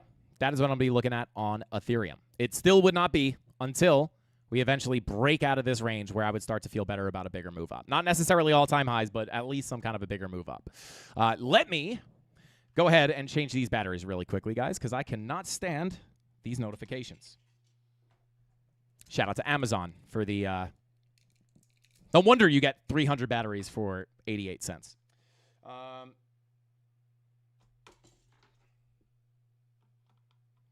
right, here we are. The date is December 3rd, 2025. I'll see you guys for another battery change on December 5th, 2025. So there we go. Key level of resistance approaching here at 32.58 for ETH. Let's see. Arc Raiders is fun. I have not played it. I made a breakthrough in my trading, although I blew up my account today. I pre-fired. Shout out to Mike. Mikey, at least you knew what happened there. But I'm glad that you had a breakthrough. Is the breakthrough the understanding of the mistake that you made? Is that what you mean? Let me know. Let's see. Yeah, shout out to Diego. Said basically lower time frames are like using a microscope to get a tighter view with the trend. Zoom out, you can look at what the bug really looks like. Ah, there we go. I like that. Yeah, it's basically like it's all fractal, right? Like I said, if this is your daily trend, your 1 hour trend in here could be a bullish trend, right? But you don't want to mistake a bullish trend on the 1 hour for a bullish trend on the daily, right? You could be bullish on the 1 hour, taking a long position for a nice trend up, while still remaining bearish on the higher time frames. And then once you get up to those bigger key levels of resistance, usually a golden pocket 786, which would be a high probability to get a rejection, right? Maybe your golden pocket 786 is sitting up there. 1 hour money flows crossing into the green. You're tapping into support. You could definitely look to take that long, but of course, the plan for that long would not be to ride it up into massive new all-time highs, right? It would basically just be to ride that trend into your next macro resistance. And then when you take that short, right, if you get the signal to take the short, this short can actually have a much lower target because you're trading with the trend, right? So you're looking to scalp it or day trade it to the upside just to set yourself up for a bigger short position to enjoy that bigger trend to the downside. So you could trade the counter trend, right? But you just have to understand that you're going against the bigger trend. And that's what gives you the confidence to potentially hold that short position for longer and understand that the long would probably not be a trade you would want to hold for a swing. So there you go. All right, let's move on to XRP here. I'm actually running out of time here, guys. Maybe a short stream. You never know. But I actually am running out of time. So let's take a look at XRP here. Come on over to our alt chart and jump on over to XRP. So XRP back inside our profile here. Obviously, we got the bounce off our 786, back into the range, back to the low. We're still inside of it. Again, like not much of an update, right? Like we're just playing around with this range. This could get very choppy. We might even just kind of continue to trend around like this, chop around before either a bigger drop to the downside or we get the bigger push up. The big signals here for XRP, in my opinion, still not going to be super excited until we get above 280, right?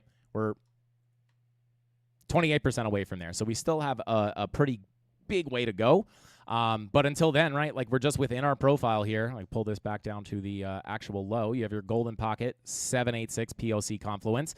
This is your biggest level of resistance. Your goal here, if you want a bigger move up towards about 270, is you got to stay, of course, above the value area low. As long as we remain above this value area low at 205, the doorway to the POC remains open. If we could flip that POC, we can look for the bigger move up towards that value area high, which also just still remains big resistance. It's not until we break out in here and flip this level to support that I would feel better about a bigger move on XRP. And we still have big resistance up there. So, I don't see... Let's take a look at the higher time frames real quick. Yeah, it's like I don't really see any, like, obvious things, right? Like there's no obvious massive bullish divergences with money flow coming up, giving me a signal that, oh my God, we're going for all-time highs. Doesn't mean you can't get pumps. Doesn't mean you can't go to all-time highs. But, there's nothing like big to update here, right? I mean, I guess the one big thing would be like the green dot on the weekly printing or looking to print. If that happens, right, I would still, based off your money flow coming out, right, I would still anticipate that, being cautiously optimistic for some, again, right, that same kind of situation I explained. Money flow comes out on the weekly. Money flow is in the red on the 6th day. That doesn't mean that the green dots can't give you retracements, but the anticipation is lower highs, lower lows, until proven otherwise, right? Maybe the indicators fake out, but I can't base my trades based off of that. So, same deal, right? And if I just clean this up a little bit, I don't want to have the, right, I'll take that 786 off the chart. I'll keep this. Come on down to like the daily, right? We're just within our volume profile. And maybe I can actually update this. Yeah, I could probably just update this, right? It's just like a nice clean range at this point.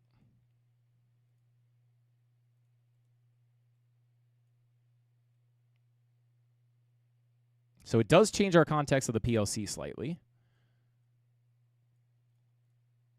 But still, right, step number one, get above the POC. Still got to get above that 786 in order to see that value area high come in at 280, right? 285 now. So even if I take off that local fib, I could take off this anchored VWAP. I could take off this. Pull the anchored VWAP from the top. Pull our fib.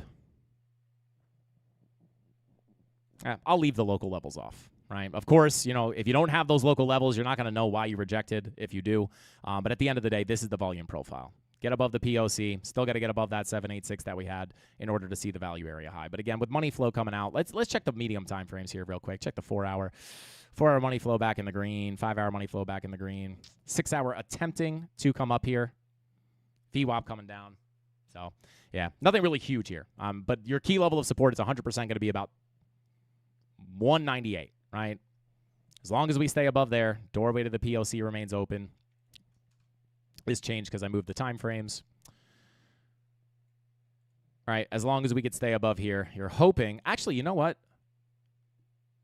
Yeah, I'm going to actually take this from the 4-hour because this POC is much nicer. So, and then if I pull that fib again, it's the local fib from here. It's confluent with that POC. So, just kind of readjusting the chart. So we already rejected the golden pocket. So your goal here is to stay above $1.98, $1.99. As long as you can stay above there, the doorway to the POC remains open. If we could flip that 786 POC, we could start to target 285 at the value area high. Of course, you have the anchored VWAP at 265, but that's just gonna, it's gonna move over time. As we come up, this will move. So those are the main targets. Next major target, if we get above the golden pocket, sitting at about 241 to 245, flip that to support. The lower high, the consistent lower high is invalidated, and we can look for a push up towards that value area high. Again, sitting at 285. So there you go. Other than that, kind of choppy here on Market Cypher, if I'm being honest. All right, let's see.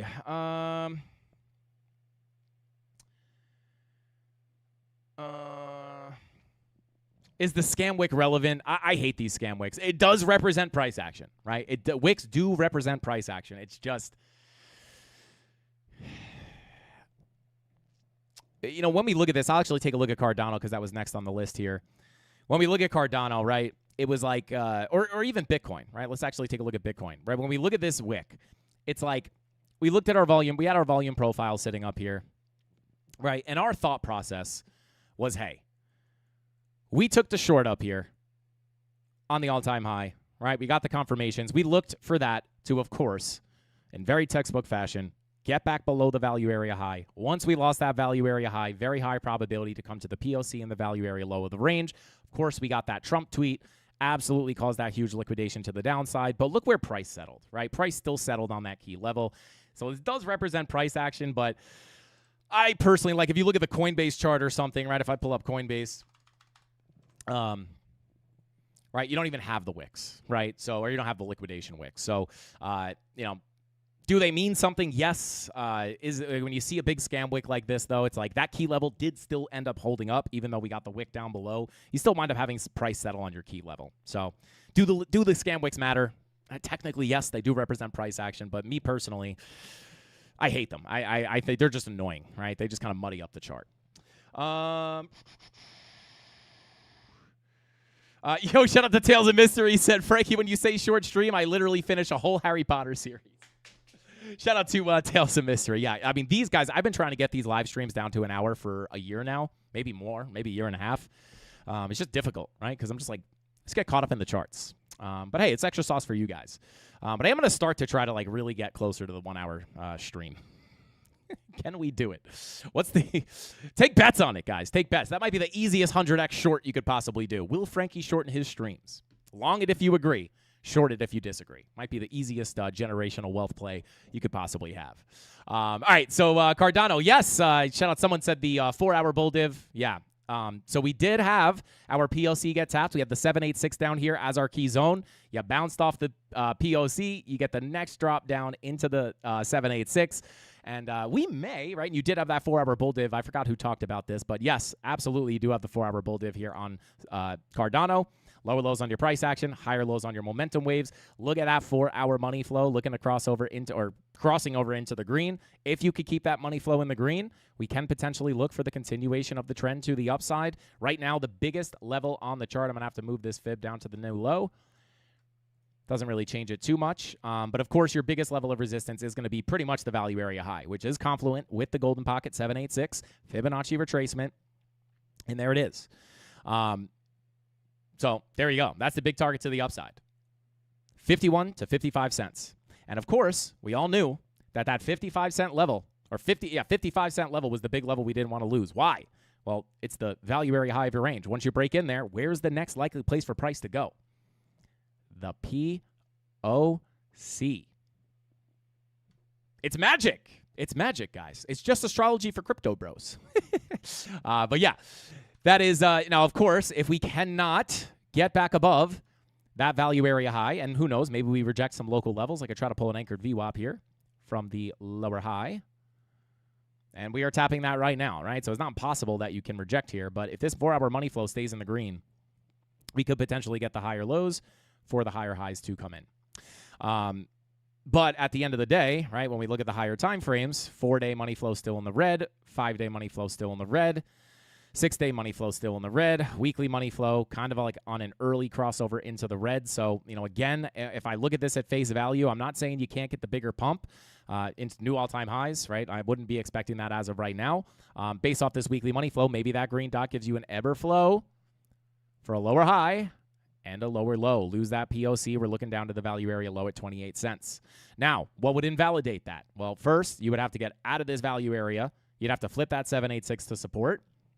And then we can look up towards this bigger value area, which does sit with the value area low at about 65 cents. This is going to be key resistance. Now, maybe at this point, if we have high time frame, all the high time frame money flow crossing back into the green, we can maybe look for another continuation of the trend into higher prices. But that is not what the higher time frames look like right now. Hopefully that changes. But the biggest levels to be careful around is going to be that golden pocket 786 value area high. If we can't break out of this range, doorway to the POC is still open, lose the POC, full fill of the range, right? So you're praying for this high time frame money flow to completely fake out. But nice little 4-hour bull div and a pop up. And this is like part of the times where people are like, oh my God, this coin is ripping, right? And it's like zoom out. Right? Like, it's exciting. It's nice compared to this big drop to the downside. And I do think, right, it would be nice to get some relief after this big drop to the downside. But these would be the two biggest levels of resistance. Again, sitting here between 52 and 56 cents, and then up here at about 65 cents are going to be the biggest levels. If I pull our full fib here from this high to the low. All right, so we don't have confluence there, unfortunately. Yeah, no real significant confluence on that value area low.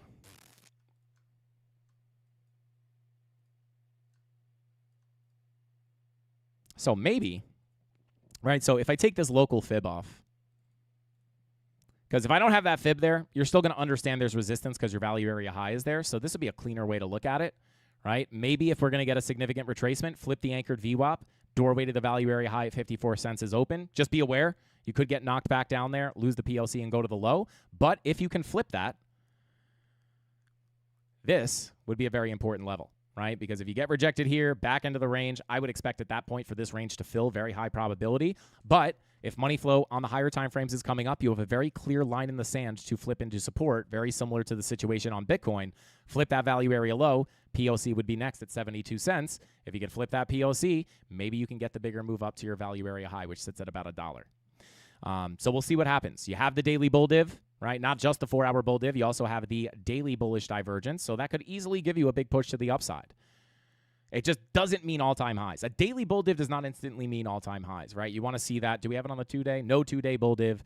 No 3-day bull div, right? So, daily could give you a significant push up. Like, even if that money flow crosses into the green, right? It could just be like this, right? But if that high time frame money flow doesn't continue up or fake out into the green, it could just be another macro lower high for much lower prices to come. This is the doorway to higher prices, in my opinion. Doorway to higher prices. So there you go. All right, let's see.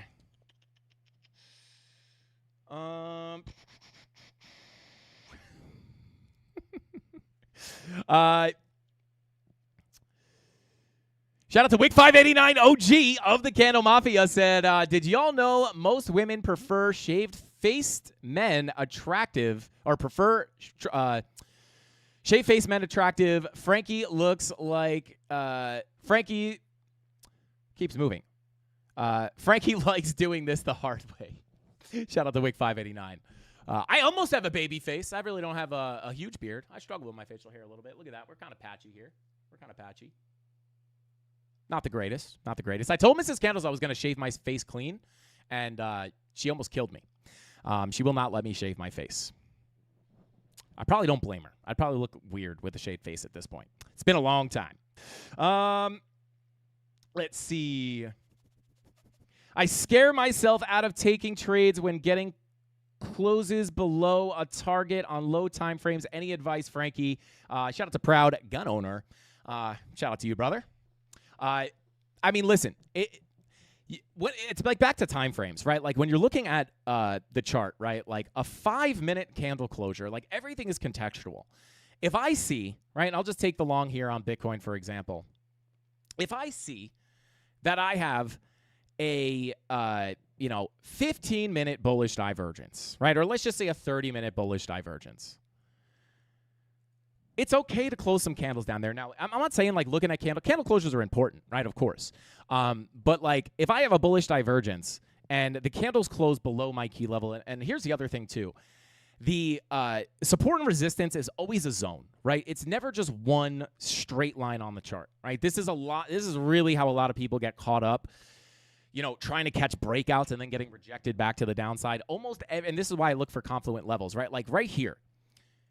This confluent level of resistance, it's not one level, right? It's actually a cluster of levels, making it a zone, right? And this gives you a little bit of room to play around, because if you are going to come up, it's not always that you're going to get a tap and a nuke, right? Sometimes that will happen. It'll be very clean, absolutely beautiful, right? But if I were to close a candle above this level, right, it doesn't invalidate the trade necessarily. And now maybe in some cases it does. If I'm looking for an SFP, it would actually invalidate the trade. But you might just get a couple of full candles to ride up to give you the bearish divergence, right? You might have 3 or 4 candles up in here confirming, only further confirming the divergence. So, if you're looking at, I would just recommend any new traders, stay off the low time frames, right? And one of the biggest things with new traders is they want to get on the 1 minute. They want to hit buy and sell 40 times a day. And this is like the worst thing you can do, in my opinion. This slowed me down a lot. I wanted to get on the 1 minute time frame, and I get it, right? Like I went through this. I wanted to get my hands dirty, right? I wanted to click buy, sell. I wanted action. Trading is a lot more boring than you realize, right? Trading is of course, if you're scalping, you're going to have more action. So if you're looking at 5-minute candle closures, that might make a difference if you're looking to scalp tiny ranges on the 5-minute, right? But that's not going to change any significant trades on higher time frames. So, a lot of new traders will get chopped up trying to scalp the lower time frames. I recommend starting on the 1 hour and above as a beginner, right? And just wait for the confluent level, right? A lot of people, I talk about this all the time. Like, a lot of people are going to get caught up, right? And again, there's no saying that you're definitely going to hit your key zone, right? But a lot of people are going to be on the 1 minute time frame, right? And they're going to be like, whoops. They're going to be looking at this and be like, oh my God, we're nuking. Like, let me short, right? But it's like, this is such a zoomed in view. This is not, like, unless you're just trading, let's just say you have a range here, right? Like, this is just a very low time frame view. So, like, maybe these 5-minute candle closures are important when you're scalping the lower time frames. But as a new trader, right, like, my tip to you would be, like, get off the lower time frames. You do not have to take 40 trades a day. More trades do not equal more money. It's a common misconception. More trades only equals more risk, right? And this is, like, you have to practice patience, right? So, like, a lot of people will get caught up trying to catch a million different trades in here. Oh my God, I got a long. Oh, never mind, short. Oh my God, long. Oh my God, short. And they just get totally chopped up in the noise. When more often than not, if you're just patient, your key level will get tapped. If you get your confirmations, that's where the high probability trades are going to happen, right? On the confluent levels. And again, it's not that you can't trade the lower time frames. It's not that you can't scalp the lower time frames. We do this as well. But I just, as a beginner, if you're kind of like, all this is going to do is add more emotion, because the 1 minute moves a lot, seems like it's dumping and pumping a lot more than it really is, right? Like a 1 minute pump it, like on a daily, you're not even going to see any of this price action on the daily, right? So I would recommend just stick to the higher time frames.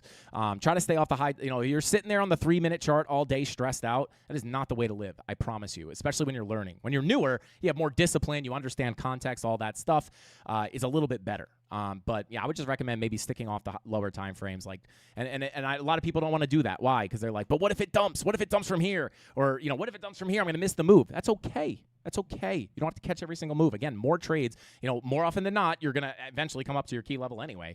But even on the trades that you miss, guess what? You're going to have an opportunity to look for a new trade. You might miss this short. You could catch this long. So that would be my advice to you. Let's see. Shout out to Infinite Team. Thank you for the super chat, brother. I appreciate you so much. He said, smash that like or BTC goes to 0. Frankie Candle's embarrassing face shot emoji. Shout out to Infinite Team TA. And thank you for another super chat, brother. I appreciate you. He said, Bing effing bong, baby. Shout out to Infinite Team. I appreciate you so much, man. Welcome, or not welcome in, but thank you for the super chat. Bing to the effing bong, baby. Shout out to Felix. Said, Frankie, how often do you update the weekly and daily MPOC levels? Do you remove it right after it's tapped? Sometimes I compare them with mine, and yours exist while mine are removed. Yeah, for the most part, right? So, like, you could see this MPOC was obviously one of the, this MPOC was obviously one of the big levels we were looking at to take the long position. You can see how beautifully that held up. But you can actually see this is labeled T, DMPOC, right? That means tapped. So sometimes I leave these on the chart just so people have context, right? When I pull up my long position, people can kind of see like, oh, that was the level we were waiting for. Then you get the bounce to the upside. But for the most part, right, like once the naked point of control is tapped, they're pretty much not invalidated, but they're no longer relevant to me. So, if I didn't have a YouTube channel, I wasn't explaining a lot of things, I probably would just take them off as soon as they were tapped. But the one time I will keep them on the chart is sometimes, right, if we had, let's say we had broken down from this daily MPOC. Right? Let's say we broke down and we start to retrace. Sometimes I do leave them up momentarily, right? Because sometimes you can get a bounce and that support, that previous support can be an important level to flip into resistance. But that's the only time I really keep them on. But I think from like a very simple standpoint, as soon as they're tapped, they're invalidated, I take them off the chart. So there you go. And then when they are tapped, most of the time I will label them tapped so I know that it's not a fresh MPOC. I mean, I could actually tell because I'll see that it's tapped. This MPOC is coming from back here. It's touched. It's no longer naked. But yeah, I would say in general, once it's tapped, like when you pull up the MPOC template on your trading view, if you don't know how to do this, you can check the beginner series. I have a video showing you guys how to set it up like this. But you can see, right? Like, let me come back into bar replay mode. Is it not going to print? Well, whatever. You have the MPOC, and then like as price moves, right? I'll just zoom in here, right? That MPOC line is there, and then once price hits it, it disappears and no longer extends to the right. So once it's tapped, right, it's then deleted. So there you go. Hopefully that makes sense.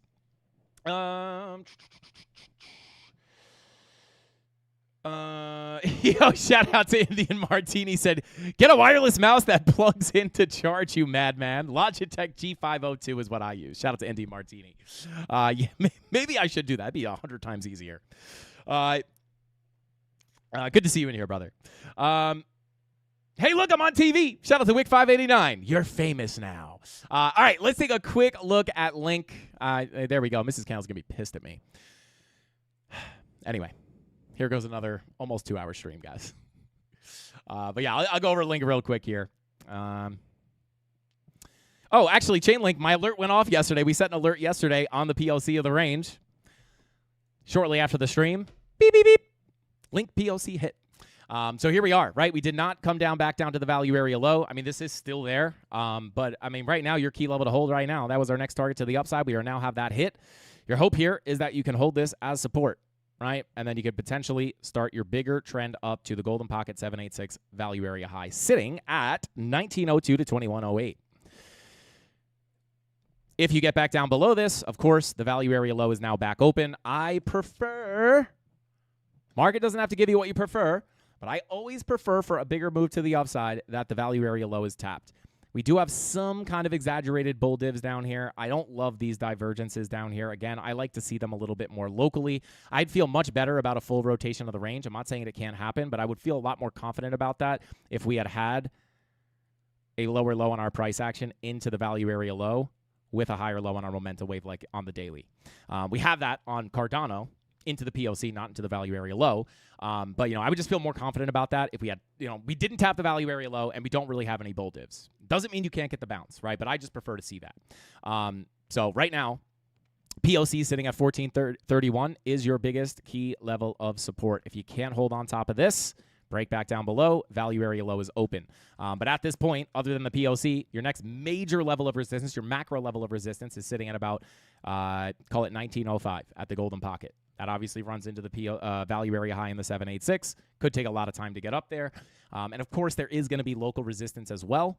Let's pull our anchored VWAP. Let's pull some Fibonacci retracements. Yeah, it's just like I'm always inclined to look at the bigger fibs, right? It's like I just can't promise you're going to get up there. I'm not going to pull up every single individual local level, right? Like I can say, I'll pull up some significant ones, right? So you do have a daily level right here. We now have a daily down below as well. Also have a daily level right here, right? So like there is resistance along the way, right? You also have a daily level right here. All right, so there's resistance along the way. Just understand that. These daily levels are simple to find. I also have a tutorial on the channel showing you how to do that. But, for the most part, long term, right, like this would be the major target if we don't have to go back down to the value area low. I'm still suspicious of that. But if we do continue up, right, just be careful of these local resistances. You can see the prices here on the price scale. But I like to keep things, somewhat simple here, right? I know a lot of people here may not be, day trading, right? They might just be looking for the bigger moves. And from like a high time frame context here, we're just within a macro volume profile, right? The only thing I just don't love is that we have not tapped this level. More often than not, here's a front run, push back above the POC. What happens? We come back down to the low before eventually continuing a bigger trend into the high. Could be similar here, right? Could get the front run. You might even come up a little bit, and then you come back down, which I would honestly prefer this, to be honest, right? Because if you do that, what could we eventually wind up printing on the 2-day, right? Maybe you wind up doing that, and you get the 2-day bullish divergence, and then a bounce from this level on these signals. Maybe that would give money flow time to come out and maybe curve back up. That would be a stronger indication of a bigger move to the upside, in my opinion. But at the end of the day, there's no guarantee. I mean, these volume profiles are very high probability, but once in a blue moon, you're going to front run that value area low. Just be aware of that. So that's what I would look at. Let me see if I can mark off a weekly here. Yeah, I mean, even your next significant weekly is sitting up towards that value area high. Try to see the weekly MPOCs. Nothing. I mean, again, it's just up here. Monthly. Yeah, I mean, I would still say most of the high time frame resistance is still sitting all the way up here. So, I mean, this is definitely the bigger level. Daily MPOCs are probably going to be all over the place. So I'll mark off this one because this could be confluent with your value, your anchored VWAP.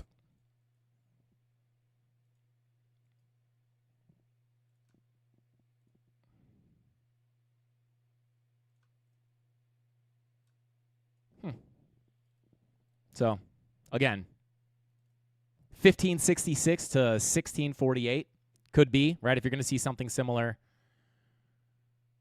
to this, where you bounce and then you reject back down to the value area low, right? And you put in a lower high, this could be the area to look at. And then hopefully you can print those high time frame bull divs for a move back up. I can't promise this is going to happen, right? I'm just kind of speculating here. Is this a place where I would long? Someone answer that question in the chat.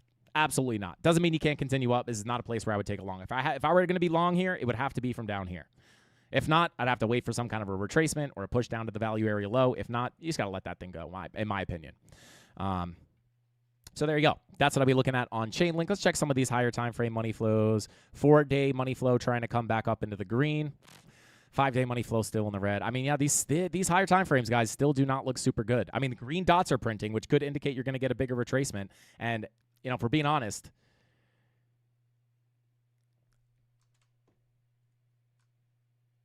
at the end of the day, I don't know if you're going to come up that high for a macro lower high, but, even if you came back up, something like that, right? If this green dot gives you a significant pump to the upside, this could still be a lower high before a bigger lower low comes in, right? That green dot could give you the Eber flow to the upside, which could be bullish for a week, 2 weeks, maybe a little longer. But again, like the overall anticipation is like this money flow just might continue to bleed out. And if it does, you're going to be looking for those lower highs and lower lows. So that's what I would look at on Link. All right, next major target. Yesterday, the target was the POC. We're there now. The next local target I would look at to the upside is between 1566 and 1648. All right, let's see here. Shout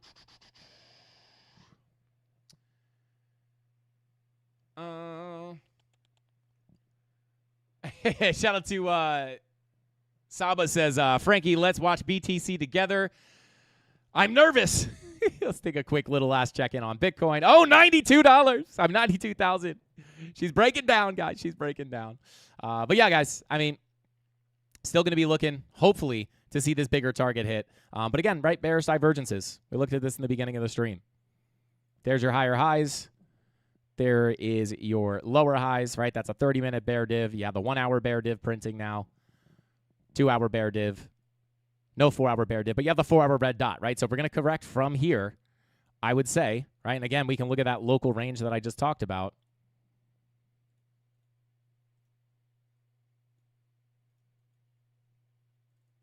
I probably already have this on the chart, but I'll just redraw it for you guys. Bada boom. Value area high, POC, value area low, right? Very simply put, you're pushing into the value area high with bearish divergences. We could get the pullback, right? POC sitting at 91.3, which is also the macro value area low of the range. Very important level to hold. Pulling back up that VPVR. That is,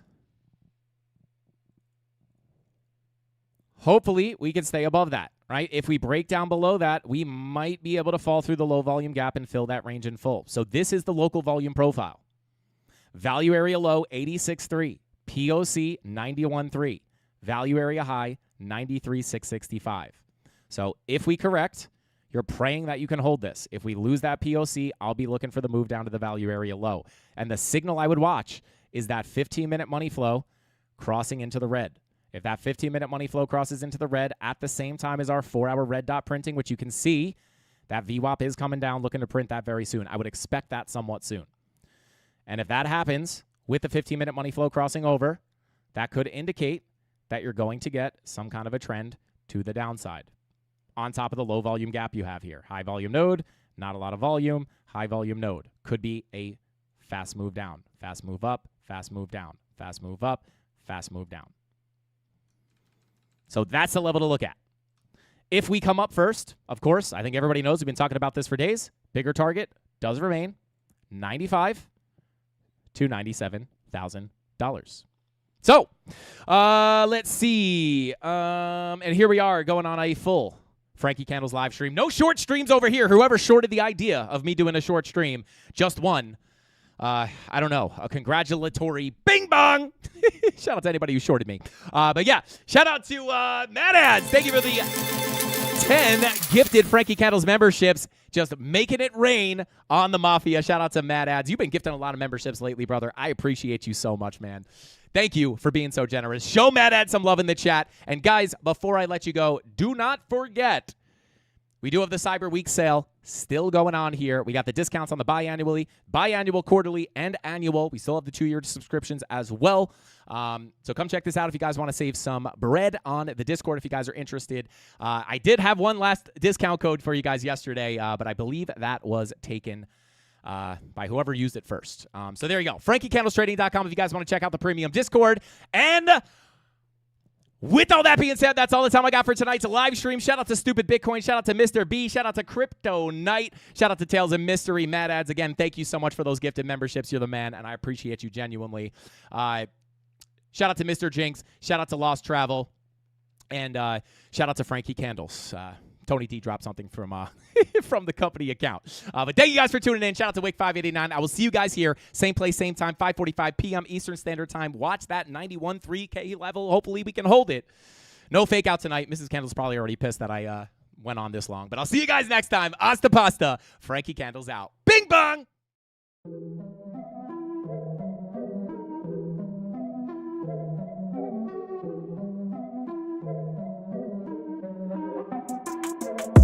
Here we go, at the top of the class on a roll, and it's time to run it up, yeah you know.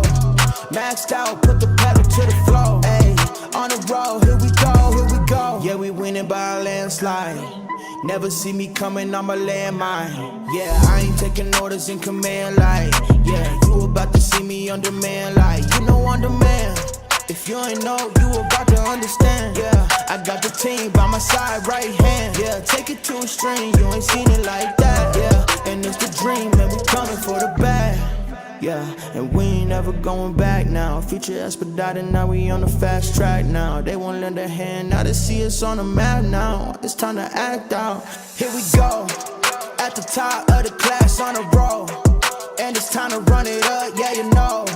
maxed out, put the pedal to the floor. Hey, on the road, here we go, yeah. At the top of the class on the road, hey, and it's time to run it up, yeah, you know, yeah. Maxed out, put the pedal to the floor, yeah. On the road, here we go, here we go.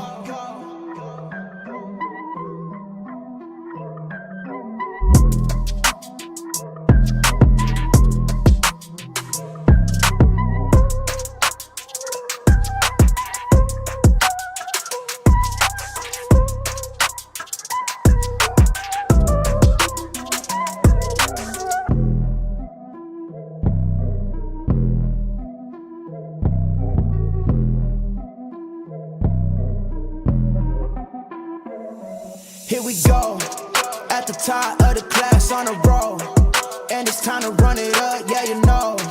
Maxed out, put the pedal to the floor, hey, on the road, here we go, yeah. At the top of the class on the road, hey, and it's time to run it up, yeah, you know, yeah. Maxed out,